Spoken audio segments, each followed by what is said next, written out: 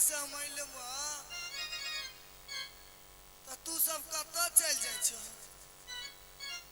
माय कनी पानी भरे में ले रानी के हमरा डर लगैय न माय आंख नहीं गुरु आय के रानी की बेटी भैटाही आय किया कर दे छिए कत छला ई पहले बता मैं पानी भरे में लेट भ गेले बुझलिए आले हां आइलो पानी भर के कहां से छोरिया के बुलाता पीछे ये माय बोलबै छी जल्दी बोला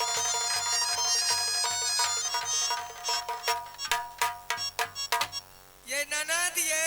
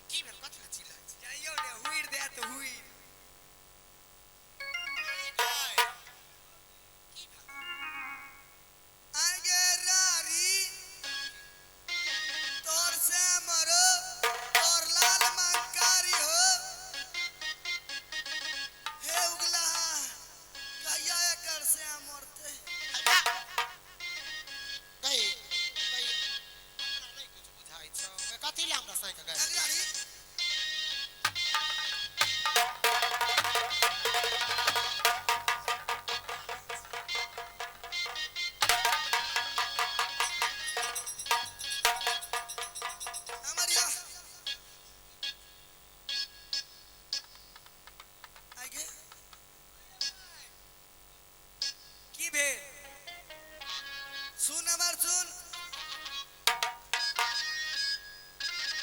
हम जाय छियो और कतो जाय छियो बुझली कता जाय छी माछ बेचैला कता रसरा बाजार हां तो ठीक छै जो हम खाना बना कर भौजी कह दी एगो बात सुन ले एना किया कर छी गय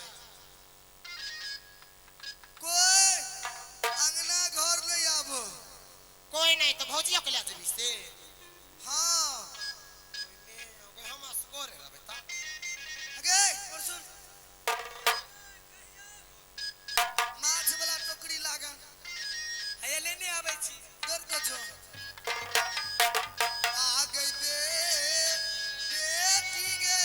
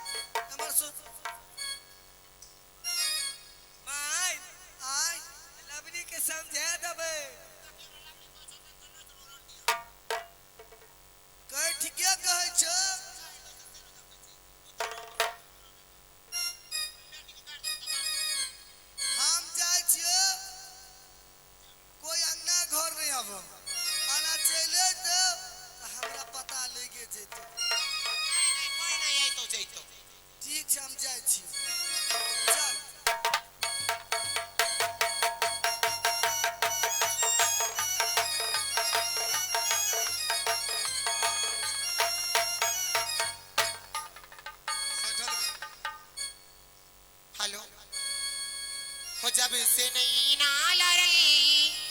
बात आगे बढ़ल हो जब से नहीं ना लड़ल बात आगे बढ़ल हो रोजी अखिया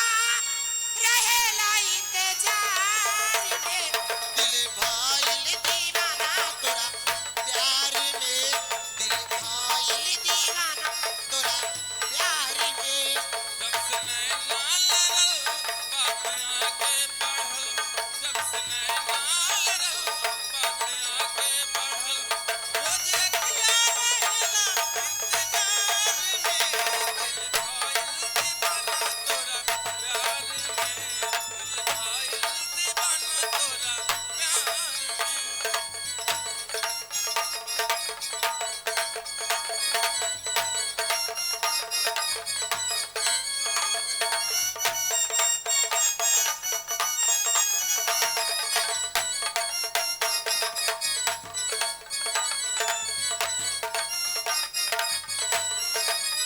अरिल शुक्रिया हाने ये हो भगवान से तो हमके बनवले बा पवन माटी सान के अरिले शुक्रिया हमें ओ भगवान के तोहके बनवले बारे कमल माटी सान अरिल शुक्रिया हाने ये हो भगवान के तो हमके बनवले बा पवन माटी सान के रुक ऐसन बुझाला देख सूरज ला जाला रोजी चंदा हो गेला दारी यारी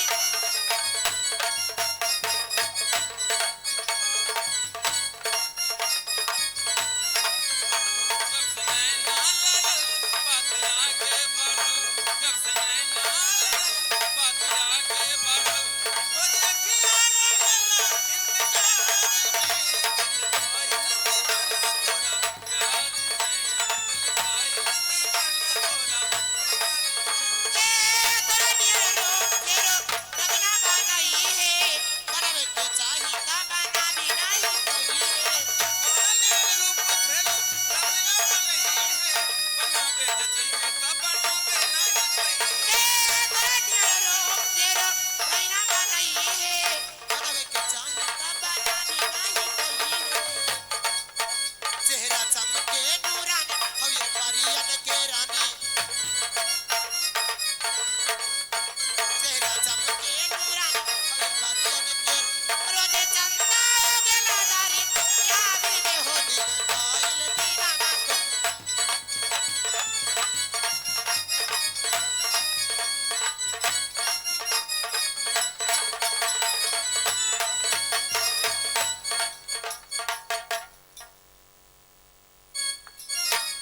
के मोहनी माता कमला के सबसे पहले पंडित के रूप धारण के लिए धानी सतवर्ती के महल तक जेबै धानी सतवर्ती के हाथ से चूड़ा दही के भोजन करबै नदनी फूल गाजा पीबै के मोहनी माता कमला कई जहिना चिलम में हम हाथ लगेबै धानी सतवर्ती के हाथ रहते और वहिना तू चिलम के उड़ा के बहुरा मैया के टोकरी में जाके गिरा दिए दूसरा भैया आहे मैया जी आजू केरा दीना दियालसी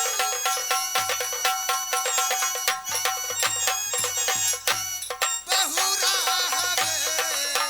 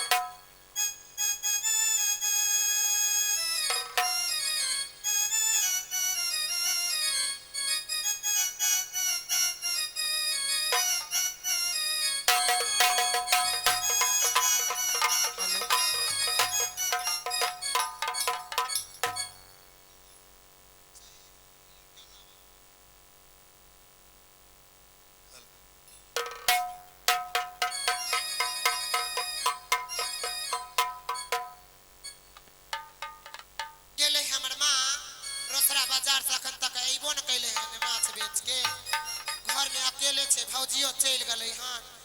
आइ संसार उरु लगा क खाना ताना बना ले छिए बुझला हौला रहंदा तहन कोई छिए दरबार में गई मिया के था हाउ पंडित जी था हाँ हाँ की काम था काम तो कुछ ना पंडित जी के काम से अतरा पतरा देखना है